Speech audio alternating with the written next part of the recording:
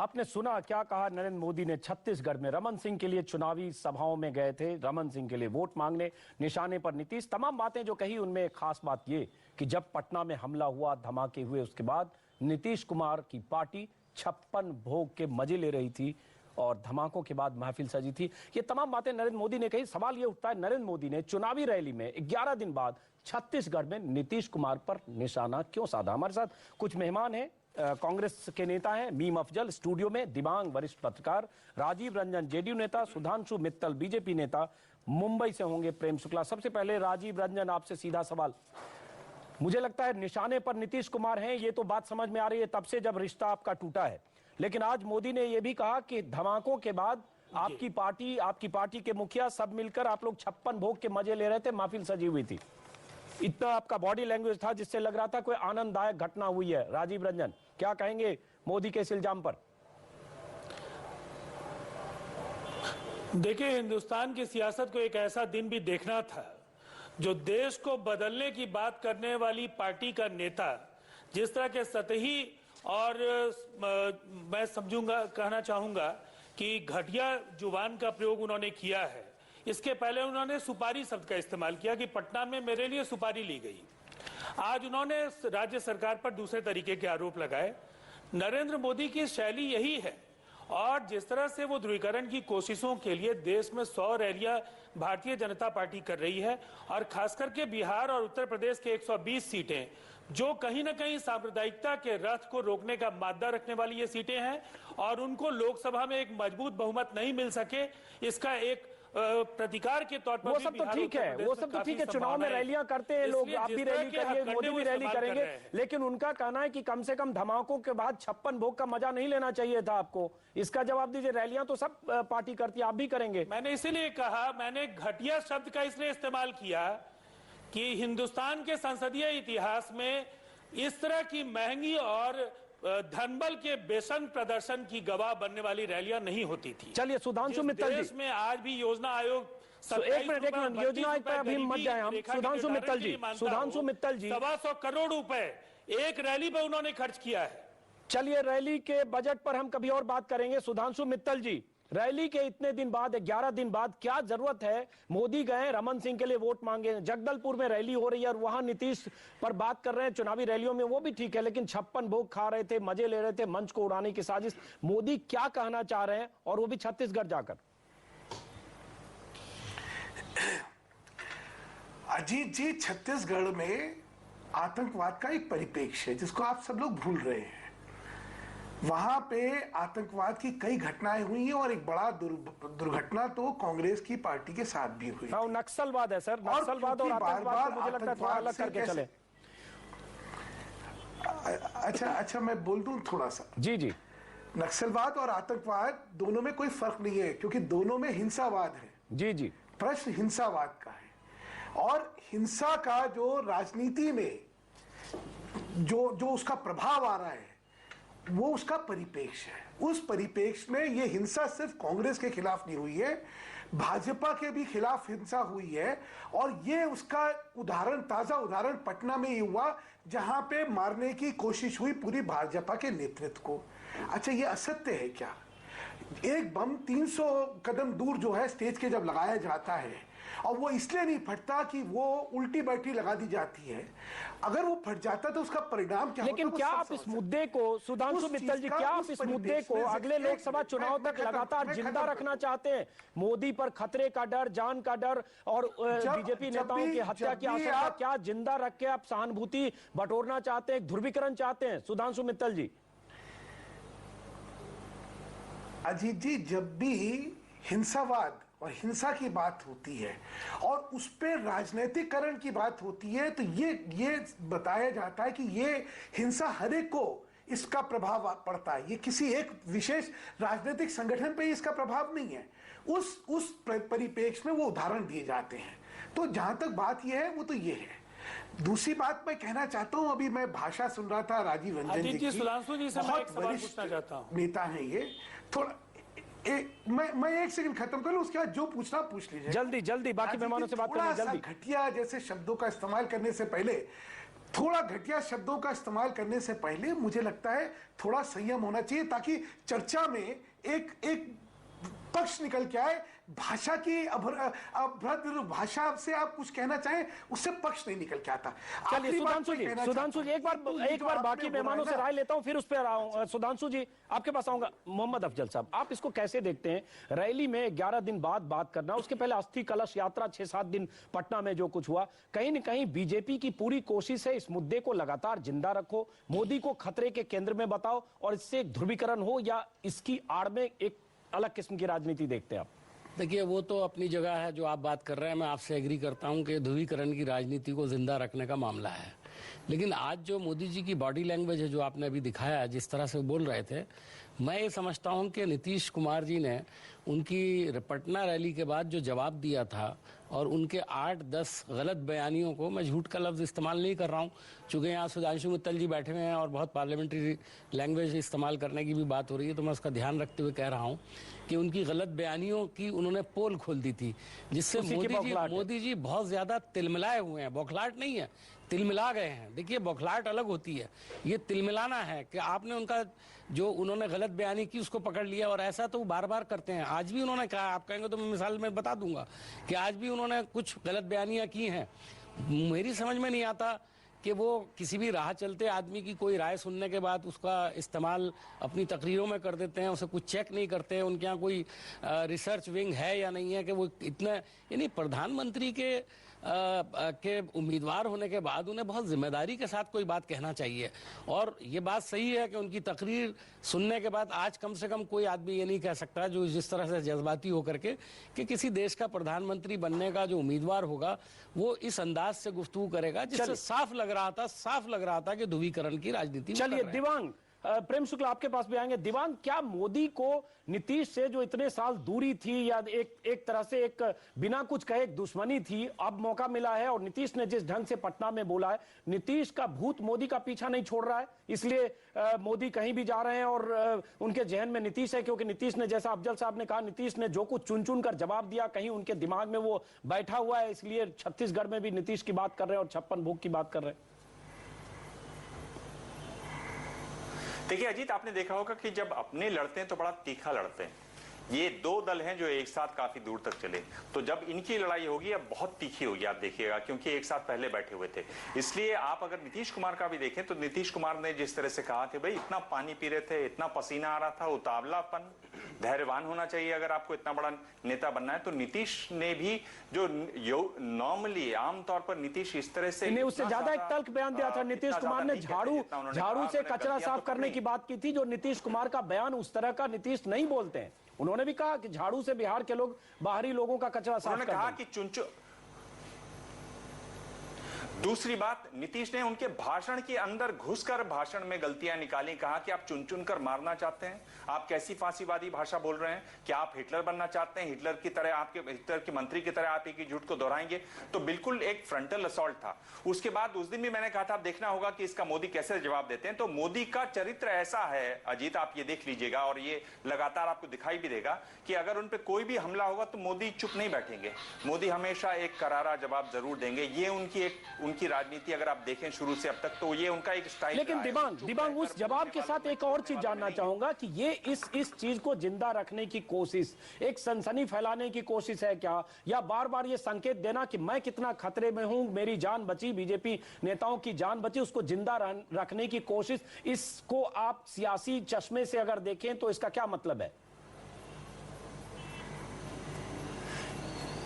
मैं उस पर बाद में आऊंगा। मैं ये एक बहुत संक्षेप में ये कह दूं कि ये ध्यान रहे कि भाई यहीं पर कांग्रेस के नेताओं पर हमला हुआ था, करीब 27 नेता उसमें मारे गए थे और अभी 6 महीने भी नहीं हुए, 25 मई की ये बात है। बीसी शुक्ला उसी में बाद में उनकी मौत हुई। नंद कुमार पटेल, महेंद्र कर्मा जी, उस पर भी मैं आता, लेकिन चलिए आपने चर्चा पहले छेड़ दी। कर्मा की जी, मैं ये कह रहा हूं कि ये वही जगह है, तो वहां आप इस तरह की बात करते हैं और आप तब आप तुलना करते हैं तो आपको वो सोचना पड़ेगा। फिर भी आपने तुलना की क्योंकि आपको नीतीश पर हमला करना था। ये जो जिस तरह से अस्थि कलश लेकर निकाला गया वो तो पूरा राजनीतिकरण है। दुर्भाग्य इसमें यही है अजीत की, ये इनको सुरक्षा का जो मामला है, ये सुरक्षा इनको मिलनी चाहिए, अच्छी सुरक्षा मिलनी चाहिए, बहुत गंभीर बात है। लेकिन इसको जिस तरह से लेकर भाजपा आगे बढ़ रही है उससे लग रहा है कि वो इस पर राजनीति भी करना चाहते हैं। जी दिवांग, एक गंभीर मुद्दा है, उसको वो उठाते भी हैं, पर साथ में राजनीति के पॉइंट जितने वो बटोर सकते हैं वो भी बटोर, वो फायदा माइलेज लेने की कोशिश कर रहे हैं, मोदी को खतरे में बताकर। प्रेम शुक्ला, आपके पास आता हूं। प्रेम शुक्ला जी, जिस ढंग से मोदी ने जो कुछ कहा, जो दिवांग भी जिक्र कर रहे थे और हम भी बात कर रहे हैं, छत्तीसगढ़ में जब बात करते हैं कांग्रेस के इतने नेता मारे गए, वहां सरकार की विफलता थी, रमन सिंह सरकार की। आज अब पटना में विफलता की बात कर रहे हैं, वहां भी थी। वहां सिक्योरिटी थ्रेट था, उसके बाद भी दरभा वैली में गाड़ियां गई, वहां प्रॉपर सिक्योरिटी चेकअप नहीं था, सैनिटाइजेशन नहीं था, नहीं तो इतने नेताओं की मौत नहीं होती। वहां बहुत बड़ी नाकामी रमन सिंह सरकार की थी, लेकिन वहां जाकर आप नीतीश कुमार के 56 भोग का जिक्र कर रहे हैं, अपनी नाकामी को किनारे रखकर अपने को खतरे में बता रहे हैं। ये एक राजनीति को एक नए सिरे से अपने को केंद्र में रखकर वोटों के ध्रुवीकरण की कोशिश है या नहीं? नहीं, वोटों के ध्रुवीकरण की कोशिश तो सारे लोग करते हैं, इसलिए नरेंद्र मोदी को आप उसके लिए प्रतिबंधित नहीं कर सकते।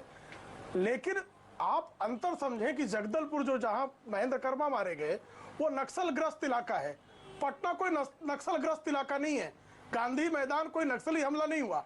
और इंडियन मुजाहिदीन के लोग वहां हमला करेंगे, इस तरह की जब इंटेलिजेंस ब्यूरो की इनपुट थी, और उस हमले के बाद भी गांधी मैदान को सैनिटाइज 2 दिन तक नहीं किया गया, तो ये नीतीश कुमार के भटकलवाद को बेपर्दा होना है ये। और नीतीश कुमार अपनी जिम्मेदारी को अस्वीकार करके उल्टी राजनीति उस पर कर रहे हैं। जब 1984 की इंदिरा गांधी की हत्या पर राहुल गांधी राजनीति कर सकते हैं, 1991 के राजीव गांधी की हत्या पर आरपीएन सिंह गलत बयानी कर सकते हैं, ये 2002 पर आज दिन तक नीतीश कुमार चिपके हुए हैं, जबकि 2002 से 2004 कर रहे हैं कि फिर मोदी पर हमला हुआ तो अगले 8 महीने 6 महीने तक क्यों नहीं राजनीति कर सकते हैं 2014 के चुनाव तक? रेड कार्पेट या मोदी की रैली में हमला हुआ, धमाके हुए, उस पर मोदी क्यों नहीं कर सकते? यही करें प्रेम शुक्ला। मोदी की राजनीति को आप सिंगल आउट नहीं कर सकते। नरेंद्र मोदी को आप जो है आतंकवाद विरोधी राजनीति करने से आप कैसे रोकेंगे? बाकी सारों को भी रोकना पड़ेगा। ध्रुवीकरण की राजनीति चारों तरफ से चल रही है, तो नरेंद्र मोदी भी वो कर रहे हैं, तो उसमें गलत क्या है? नहीं, गलत ये है कि जहां अपनी नाकामियां हैं, कि जो इल्जाम नीतीश कुमार पर आप ये कहकर नहीं मुक्त हो सकते कि बिहार में नक्सल नहीं है, इसलिए बिहार में जो कुछ हुआ सही हुआ, ये माफ करें, बिहार में हुआ उसके लिए नीतीश कुमार ज्यादा जिम्मेवार हैं, क्योंकि बिहार में नक्सल नहीं है और वहां नक्सल है, इसलिए वहां मुक्त नहीं कर सकते। प्रेम शुक्ला जी, हम आपके पास आए जी। जब मुद्दा वो नहीं है प्रेम शुक्ला जी, मुद्दा ये है कि एक घटना हुई, धमाके हुए। प्रेम शुक्ला जी, मुद्दा ये है धमाके हुए, घटना हुई, लेकिन जो बयान है कि नहीं फाड़ रहे थे, जो बयान है जिसमें आप कहते 56 भोग खा रहे थे, मजे ले रहे थे, महफिल सजी थी, वहां पार्टी अधिवेशन था, कोई वहां इस तरह का कोई डांस नहीं हो रहा था महफिल में। आप अगर 56 भोग नहीं खा रहे थे, सत्तू खा रहे तो बता दें वो। चलिए, क्या खा रहे थे राजीव रंजन जी, बताइए। निशाने पर नीतीश है, क्योंकि अब लग रहा है मोदी की चिंता कांग्रेस के बाद अगर कोई दुश्मन नंबर एक है कांग्रेस के बाद नीतीश है, इसलिए चुन चुन कर नीतीश से हिसाब लेना चाहते हैं। राजीव रंजन, देखिए, सबसे पहली बात तो यह है कि प्रेम शुक्ला जी जब पैनल में हो तो गंभीर बहस की उम्मीद नहीं करनी चाहिए, लेकिन फिर भी मैं एक उम्मीद के सहारे कि ये कुछ देर चुप रहेंगे। बहस कर रहे थे, हमारी पार्टी का अधिवेशन भी उसी तरह से था जिस तरह से हुंकार रैली पहले से आयोजित थी, और हमारे कार्यक्रम। प्रेम शुक्ला जी, आप चुप रहिए, बदतमीजी मत कीजिए, मैं आपको बार बार समझाता हूँ, आप पैनल बहस की गरिमा के अनुकूल आपका आचरण नहीं है, आपका आचरण पैनल के बहस के अनुकूल नहीं है।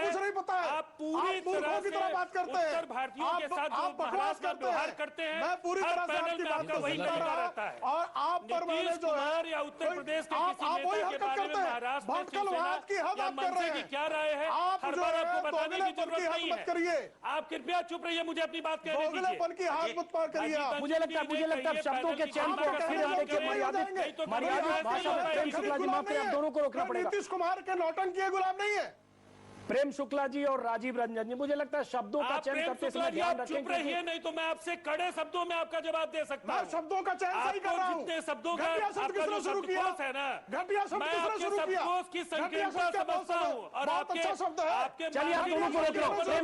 प्रेम शुक्ला राजीव रंजन, प्रेम शुक्ला राजीव रंजन जी, अगर देखिए व्यक्तिगत टीका टिप्पणी से बात नहीं निकलेगी, मुझे लगता है आप दोनों झगड़ा कर रहे हैं बॉस। प्रेम किसने शुक्ला जी, शुरू राजीव किया? रंजन जी, हम मुद्दों पर बात करने के लिए आए हैं। शब्द किसने आप शुरू व्यक्तिगत किया? एक दूसरे क्यों से क्यों बोलना उलझे? शुरू ब्रेक के किया? बाद वापस लौटते हैं। प्रेम शुक्ला जी, स्वतंत्रता ब्रेक है? के बाद वापस आप लौटते हैं। सबको मुझे बोलने का लगता है अधिकार है। वक्त ये नहीं है कि व्यक्तिगत तौर पर आप एक दूसरे से भिड़ जाए। ब्रेक के बाद वापस लौटते हैं।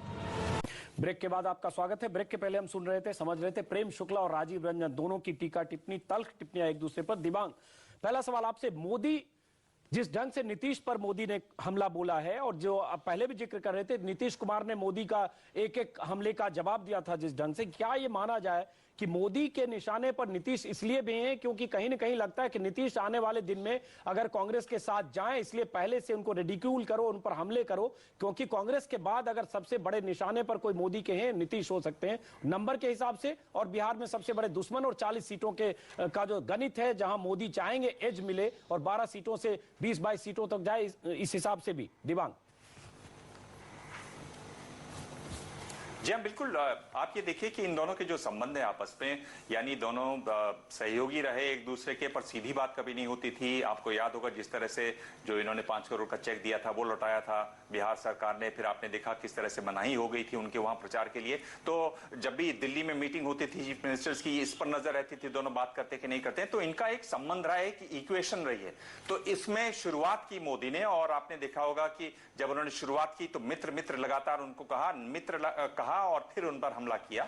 उसका जो जवाब जिस तरीके से नीतीश ने भी बिल्कुल मुस्कुराकर कहा, और आप बार बार 56 भोग का उल्लेख कर रहे हैं अजीत, मुझे लगता है उनका जो आज जो नीतीश का 56 भोग था वो दरअसल में आज जो मोदी का 56 भोग था वो नीतीश का जो आइसक्रीम वाली बात उन्होंने कही थी कि आइसक्रीम वहां बहुत खाते हैं पर जबान इनकी मीठी नहीं है, तो मेरे ख्याल से उसको उन्होंने जवाब देने की कोशिश की। तो दोनों का एक रिलेशनशिप रहा है, और अब ये बात कहकर खुलकर आ रही है कि हो सकता है इनकी और कांग्रेस की बातचीत हो। और वैसे भी आप कभी भी देख लीजिए जिनसे आपकी दोस्ती होती है वैसे सामान्य जीवन में भी, और वो जब बिछड़ते हैं तो वो एक दूसरे के पीछे जब पड़ते हैं तो वो बहुत तीखा पड़ते हैं। सुधांशु मित्तल आपके बैठे हुए यहाँ पर, दिल्ली के नेताओं से ज्यादा तल्खी से दुश्मनी निभाने का वक्त आता है तो दुश्मनी बीजेपी के अपने ही लोग अगर जब बिछड़ते हैं।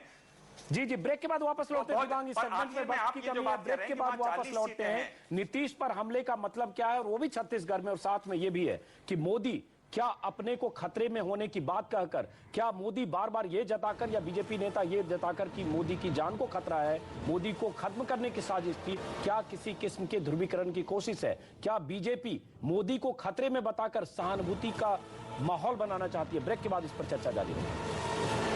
ब्रेक के बाद आपका स्वागत है। हम बातचीत कर रहे थे, हम चर्चा कर रहे थे मेहमानों से ब्रेक के पहले, नरेंद्र मोदी ने जो कुछ छत्तीसगढ़ की चुनावी रैली में कहा। मोदी 11 दिन बाद पटना रैली में धमाकों के ब्लास्ट के 11 दिन बाद आज पहली बार धमाकों पर बोले, ब्लास्ट पर बोले। उन्होंने ये कहा पटना में रैली के दौरान मंच को उड़ाने की साजिश थी, बीजेपी नेताओं को खत्म करने की साजिश थी। बीजेपी के नेता ऐसी बातें तो पहले करते रहे, उनके बयान आए हैं, लेकिन मोदी ने आज पहली बार कहा और सीधे सीधे नीतीश पर निशाना साधा। नीतीश कुमार जिस ढंग से राजगीर में अधिवेशन कर रहे थे, मोदी ने कहा राजगीर में नीतीश 56 भोग के मजे ले रहे थे, और जिस ढंग से उनकी महफिल सजी थी उससे लगता नहीं था, उनकी बॉडी लैंग्वेज से उनको किसी तरह का एहसास है कि पटना में जो धमाका हुआ गलत हुआ, बल्कि ऐसा लग रहा था कोई आनंददायक काम हुआ। ये बहुत संगीन इल्जाम लगाया मोदी ने नीतीश कुमार पर। अब सवाल ये उठता है सुधांशु मित्तल जी, कब तक इस मुद्दे को आप जिंदा रखना चाहते हैं? क्या 2014 के लोकसभा चुनाव तक?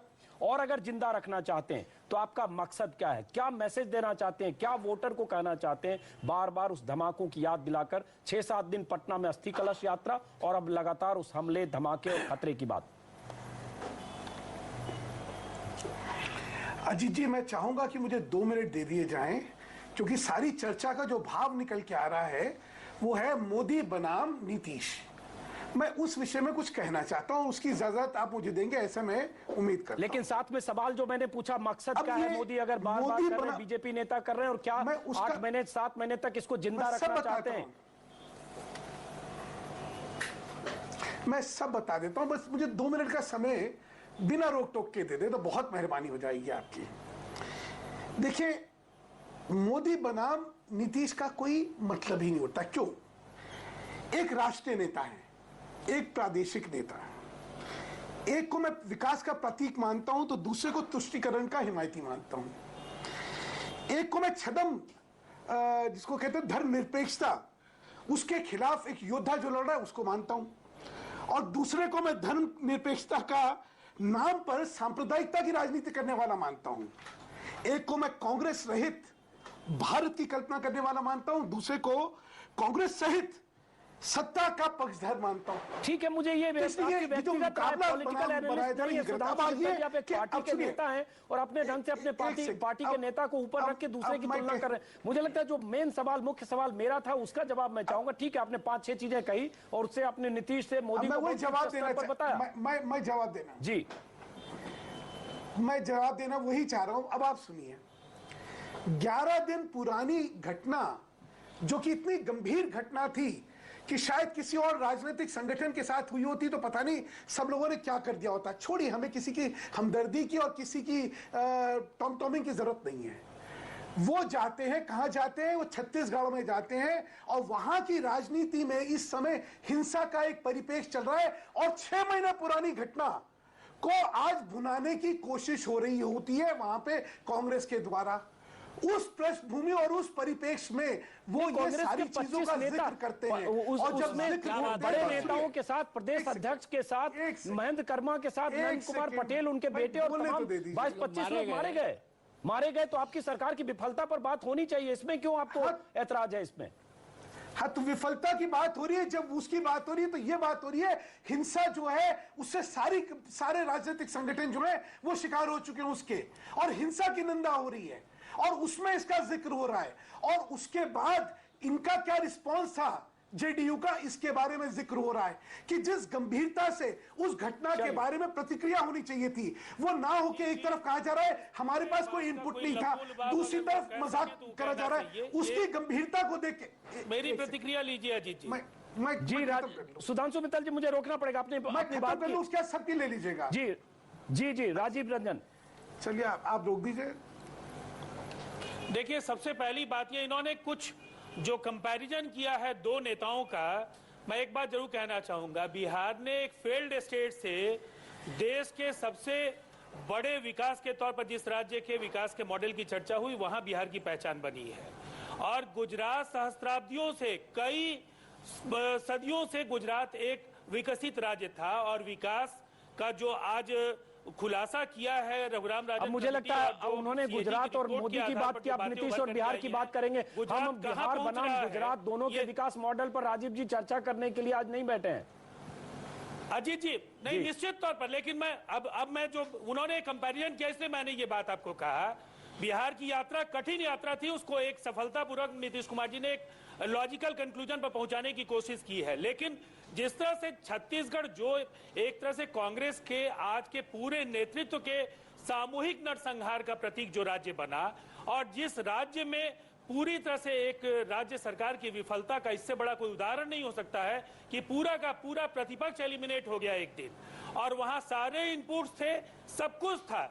उस राज्य को आप देते हैं एक बेहतर प्रबंधन का सर्टिफिकेट। हाँ, ये सवाल बनता है। चलिए, आपकी बात समझ गया, ये सवाल बनता है। सुधांशु मित्तल जी, मैं भी एक बात कहना चाहता हूँ, मैं कहना चाहता हूँ कि देखिए, अभी सुधांशु मित्तल जी ने बात कही कि किसी और पॉलिटिकल पार्टी ने इसको इस तरह से फेस नहीं किया, तो मैं कहना चाहूंगा कि आपने पहली बार फेस किया, हम तो बार बार फेस कर रहे हैं। और जहां आपके नेता तकरीर कर रहे थे, वहां तो 25 लोग हमारे मारे गए। अगर वहां पर खड़े होकर वो ये बात कह रहे हैं तो उनको ये बात कहने से पहले सोचना चाहिए। दूसरे, आपने कहा अभी तुलना कर रहे थे आप नीतीश कुमार जी की, तो एक सवाल आपने पूछा, एक बात आपने कही कि वो तुष्टीकरण की राजनीति करते हैं। तो मुझे ये बताइएगा, कल ही हमारे जो भाई बराबर में बैठे हैं शुक्ला जी ने एडिटोरियल लिखा है, सारे अखबारों में छपा है कि आप लोगों पर इल्जाम लगाया कि आप तुष्टीकरण की राजनीति कर रहे हैं और मुसलमानों का तुष्टीकरण करने पे लग रहे हैं, और अपने बुनियादी एजेंडा यानी राम मंदिर वाली महिलाएं देखी जा रही हैं, और मोदी की रैलियों में जो बुर्के वाली महिलाओं को बुला रहे हैं। तो पहले उन्हें जवाब दीजिए, हमारी तरफ तो आपका इशारा बाद में करें, पहले अपने सहयोगियों का ख्याल कीजिए, बराबर में बैठे हुए हैं। आज उन्होंने पूछा नहीं आपसे तुष्टीकरण की राजनीति पे, तो आपके ऊपर इल्जाम लगाया, हम पर तो बाद में लगाते हैं। शुक्ला जी, प्रेम शुक्ला, नहीं, पहली बात तो है कि तुष्टीकरण की बात शुरू हुई कि मणिशंकर अय्यर ने दुबई में जाकर ये नहीं, वो शुरू कहीं से हुई है, आपने जो कहा है मैं तो वो बता रहा हूँ। प्रेम शुक्ला जी, नरेंद्र शुक्ला जी, कहीं से शुरू हुई, लेकिन आपने एडिटोरियल लिखा है और आपका एडिटोरियल बड़ा अच्छा लगा हमको कि कम से कम आपको नजर तो आया कि जिस पार्टी के आप सहयोगी हैं वो आपके कितना साथ हैं, और आपका जहन भी क्लियर हो गया। आप कृपया जवाब सुन लें। जी जब सुनाइए जवाब तो सुनने का धैर्य रखें। सुनाइए। मणिशंकर अय्यर ने दुबई में एक अलोकतांत्रिक इस्लामी राष्ट्र में जाकर कहा कि भारत में मुसलमान तय करते कि अगला प्रधानमंत्री कौन होगा। इस पर हम कल बात कर चुके हैं प्रेम शुक्ला जी। मैं नरेंद्र मोदी के बारे में जो आपने लिखा है उसका जिक्र किया, मुझे लगता है वो बात करें। उनका उसी का जिक्र मैं कर रहा हूं। उसी संपादकीय में जो पहले सारे के सारे 90% जो अंश है उसका पहले जिक्र कर ले। लेकिन 10% इंपॉर्टेंट है जो आपने नरेंद्र मोदी के लिए कहा, जिसमें आपने कहा नरेंद्र मोदी की रैलियों में बुर्का वाली महिलाएं होती है, धारा 370 बाकी चीज को छोड़ दिया। ये सवाल आप सुधांशु मित्तल से पूछिए जो मीम अफजल कह रहे हैं। अजीत भाई वीडियो जारी किए जाते हैं, टोपी और बुर्का के वीडियो जारी करती है भारतीय जनता पार्टी। मणिशंकर अय्यर का जो बयान है आपको उसके खिलाफ लिखने का पूरा अख्तियार है, लेकिन आपने साथ में जो भारतीय जनता पार्टी में सवाल उठाए हैं वो सवाल तो यहाँ पर पूछना चाहिए ना। वो कह रहे हैं तुष्टीकरण की राजनीति करते हैं, तो तुष्टीकरण की राजनीति उनकी नजर में नीतीश कुमार कर रहे हैं, लेकिन आपकी नजर में तो तुष्टीकरण की राजनीति जो है मोदी कर रहे हैं। अपने यहाँ बुर्के वाली औरतों को बुला रहे हैं, मुसलमानों के लिए प्रोग्राम दे रहे हैं, बाबरी मस्जिद का इशू छोड़ दिया है, वगैरह वगैरह जो कुछ आपने लिखा। चलिए इस पर तुष्टीकरण की राजनीति वो मणिशंकर अय्यर कर रहे हैं। चलिए आप मोदी का नाम नहीं ले रहे, संपादकीय में आपने मोदी का नाम लिखा है, संपादकीय में आपने मोदी का नाम लिखा है। एक चीज और आपके पास आऊंगा प्रेम शुक्ला जी। नहीं, नरेंद्र मोदी का नाम ही नहीं लिखा है आपने संपादकीय फिर पढ़ी नहीं, आपने बीजेपी का इशारों में, आपने इशारों में 370 और बाकी चीज छोड़ने की बात की है। आपके निशाने पर बीजेपी थे, लेकिन चलिए अगर वो तुष्टीकरण की राह पर ना जाए, हाँ ठीक है, वो बीजेपी के लिए 70 के हिमायती है ना, वो मुद्दा हमारा नहीं है। चलिए एक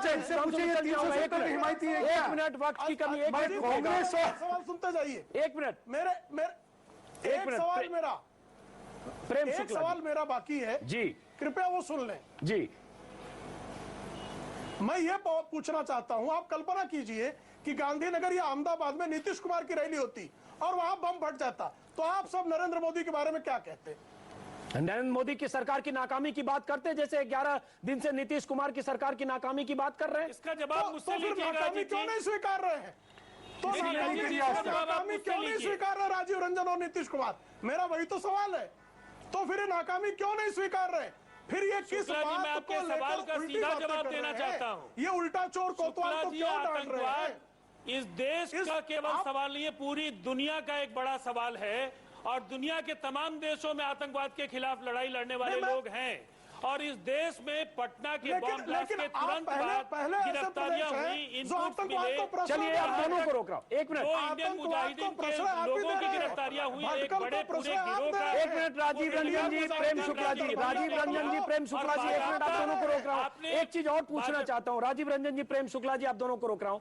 बीजेपी ने पहले चुनाव आयोग में कहा था कि जो उनका बीजेपी का जो कमल का निशान है उसका कलर चेंज किया जाए, और उसमें भगवा और ग्रीन है, अब वो ब्लैक एंड व्हाइट कर दिया गया है। ऐसा बीजेपी चाहती थी, चुनाव आयोग ने इजाजत दे दी है। तस्वीर है, पहले का कमल भगवा था, अब ये ब्लैक एंड व्हाइट। ये दो तस्वीर हम सुधांशु मित्तल दर्शकों को दिखा रहे हैं।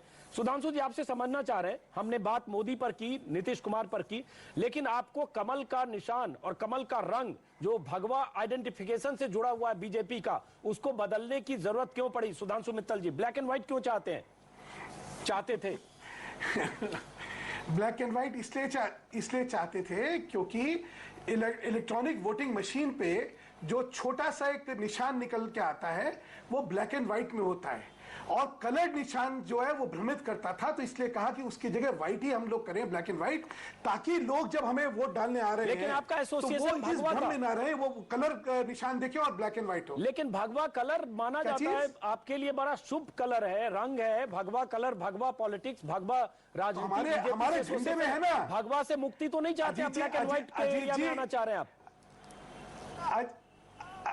अजीत जी, ये मानसिकता जो है थोड़ी सी ठीक कर लीजिए।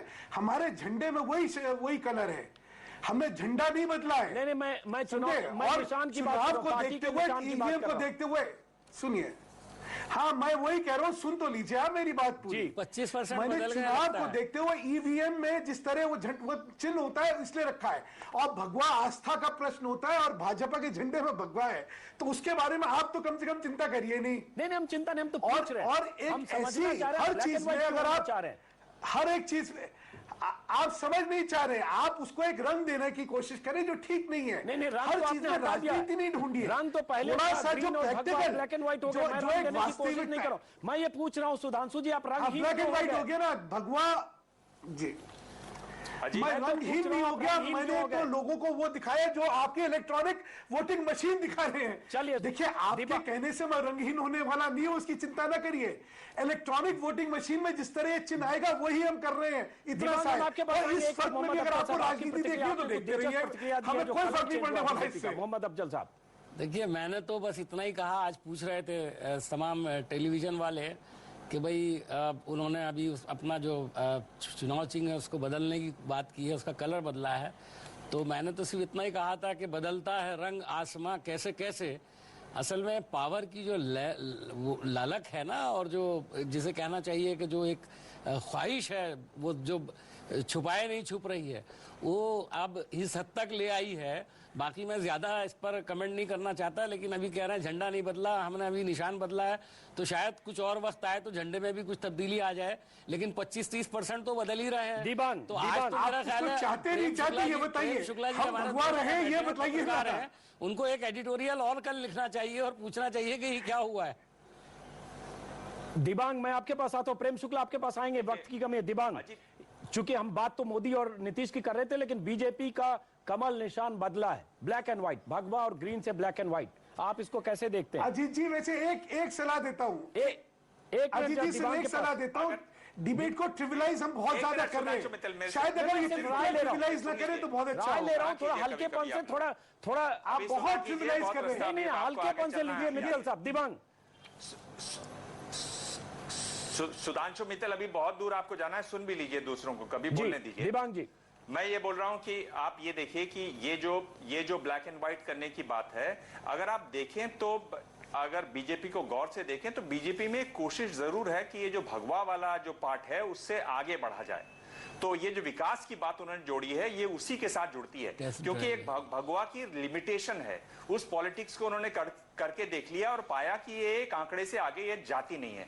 उस कोशिश में उन लोग उसको डाइल्यूट करना चाहते हैं। आप सोच सकते हैं, पिछले दिनों एक कार्यक्रम में इन्होंने कहा, इनके पार्टी के अध्यक्ष ने, मैंने ही सवाल पूछा था, तो उन्होंने कहा कि सरकारों का काम नहीं है मंदिर बनाना। उन्होंने कहा कि उनके स्वयं के दम पर 272 सीटें आ जाएंगी। मैंने कहा, राजनाथ सिंह ने कहा था बहुत अहम सीटें आती हैं तो आप ठंडे बस्ते में जो आपके मुद्दे हैं उनको दोबारा उठाएंगे।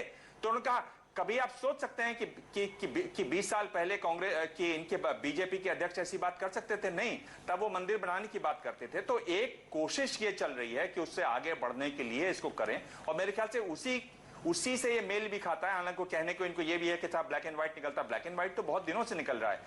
यहाँ पर हर साल करीब एक राज्य में चुनाव हो जाता है जहां ये लड़ते होंगे पूरी मुस्तैदी से, और कभी उनको ख्याल नहीं आया, तो अब ख्याल आ रहा है। तो जाहिर है उसको एक बदलने की कोशिश है। जी, दिवांग, वक्त की कमी है, क्योंकि मोदी के साथ कमी है। दिवांग, प्रेम शुक्ला, संक्षिप्त टिप्पणी, भगवा रंग से बचने की, निकलने की कोशिश तो नहीं है बीजेपी की? टिप्पणी करेंगे आप? थोड़ी सी मानसिकता में एंटी बीजेपी अगर छोड़ देंगे तो शायद आपकी ऑब्जेक्टिविटी बहुत अच्छी हो जाएगी। बीजेपी, हम आपका कमल निशान बदला, हम उसको चर्चा कर रहे हैं। मेडिटेटेड माइंड हो गया, का निशान बदलता, इतने पूर्वाग्रह हो गए, साइकिल और झाड़ू और बदलता, इतने पूर्वाग्रह की वजह से आप कमान बदलता, उस पर बात करते हैं। हम रंग बदलने पर बात कर रहे हैं। खो रहे हैं आप। सुधांशु मित्तल जी, हम रंग बदलने की बात कर रहे हैं। रंग बदलने का हक है राजनीति, किसी भी निशान को डिबेट को लेके आएंगे। और जो अभी कहा जा रहा है, आपसे नहीं उम्मीद करता हूं मैं, आपसे उम्मीद है कि आप गंभीरता से चीजें लेते हो, बिल्कुल गंभीरता से चर्चा प्रेम शुक्ला जी, उसको गंभीर करिए। इतना पूर्वाग्रह के साथ पूर्वाग्रह नहीं है चर्चा करके, मैं तो ऐसे निष्कर्ष अगर आपको निकालने हैं तो आप निकाल रहे हैं। मुझे आपके निष्कर्षों में कोई दिक्कत नहीं, और दिबांग जी और ज्यादा निष्कर्ष निकालना चाहे जरूर निकाले। चलिए, अरे करा हमें नहीं पता हमने क्या करा है, खत्म करना आपको पता है, हमसे पूछिए उसके पीछे आपने क्या रिसर्च करी थी। सुधांशु मित्तल जी, आप तल्ख हो रहे हैं, नाराज मत होइए सर। रंग बदला है, हमने उस पर आपकी राय ली, आपने बताया नाराज क्यों हो रहे हैं। प्रेम शुक्ला जी, 30 सेकंड में इस रंग बदलने को आप कैसे देखते हैं? Prem Shukla ji, 30 second closing remark. नहीं, अगर तकनीकी कारण नहीं है, क्यों नाराज हो रहे हैं? रंग अगर बदला जाएगा, राजनाथ सिंह ने तो कहा ये बात होगा, ठीक नहीं होगा। प्रेम शुक्ला, आप कह रहे ठीक नहीं होगा, रंग बदला जाएगा, तो आप प्रेम शुक्ला झूठ बोल रहे हैं, क्योंकि उसमें मैं भी था जिस कार्यक्रम में आप थे उस एक मिनट, कार्यक्रम प्रेम में शुक्ला जी, मैं भी था। प्रेम शुक्ला और जी, राजनाथ जी ने क्या कहा तो आप सुधांशु जो मित्तल कह रहे ने हैं सुन लिया। दोनों झूठ नहीं, मैं बोल रहा हूं, उसका टेप है मेरे पास। प्रेम सुधांशु मित्तल, मैंने शुक्ला सुना जी। नहीं था आपकी इस बात को। प्रेम मैं शुक्ला बिल्कुल जी, झूठ 30 नहीं बोल रहा हूं। मेरे पास आप भी है, गलत बयानी दिखा कर रहे हैं। दीजिएगा। आपके पार्टी के आप अध्यक्ष ने इस बात बिल्कुल को कहा, सरासर मेरा ही झूठ सवाल बोल था। रहे हैं जिस परिप्रेक्ष्य में था। आप बिल्कुल और नहीं, बिल्कुल आपके नहीं, आप पूर्वाग्रह गलत बोल मैं रहे हैं। जानता हूं और आप इस आज तरह से की नहीं भाषा जानता, का बहुत इस्तेमाल मत पुराने कीजिए। आपकी इस राजनीति तरह में की जानता भाषा का हूं, इस्तेमाल इसलिए मत गलत कीजिए। बात नहीं चलिए, करिए। मुझे लगता है आप व्यक्तिगत झूठ बोल रहे हैं। का वक्त नहीं है। आप बिल्कुल झूठ बोल रहे हैं। इसका टेप देवानंद मौजूद है, सुधांशु इसकी जी, आप हेडलाइन दोनों को चली बीच थी। में रोकूंगा। ये अखबारों में छपा हुआ है। मेरे पास भी हेडलाइन चली हुई है और इसका ऑडियो टेप मौजूद है, वीडियो टेप मौजूद है इसका। आप दोनों को बीच आप में गलत रोको। बोल रहे प्रेम हैं, शुक्ला जी, आपसे हम बात नहीं कर पाए, लेकिन फिर से 10 सेकंड में क्या इस रंग बदलने पर आपको कोई ऐतराज है? बीजेपी का जो रंग और ये बदला है, गलत बोल कमल रहे हैं, निशान। इसका टेप मौजूद है। इनके पार्टी के अध्यक्ष ने जो कहा उसका टेप मौजूद है। अरे इसकी देख रिपोर्ट लीजिए हुई ना, है। पूरे टेप को देख लीजिए, उसके बाद उन्होंने क्या कहा। चलिए चलिए, मुझे कार्यक्रम में खत्म करना पड़ेगा। इस कार्यक्रम में आप सभी मेहमानों का बहुत बहुत शुक्रिया। हम कार्यक्रम यही खत्म करते हैं। सुधांशु मित्तल जी, उसका अपना फर्ज सुधांशु मित्तल जी, नाराज होने की निभाइए। जरूरत नहीं है। बहस में, मंच में हर अपनी बात, हर शख्स को रखने का हक है। आपने अपनी बात रखी, हमारी तरफ से कोई पूर्वाग्रह नहीं है। माफी चाहेंगे अगर आपने दिल पर कोई बात ली। हमने सवाल पूछा, आपने अपना जवाब दिया। कार्यक्रम को यही खत्म करते हैं। सभी मेहमानों का बहुत बहुत शुक्रिया। ब्रेक के बाद देखिए 8 बजे से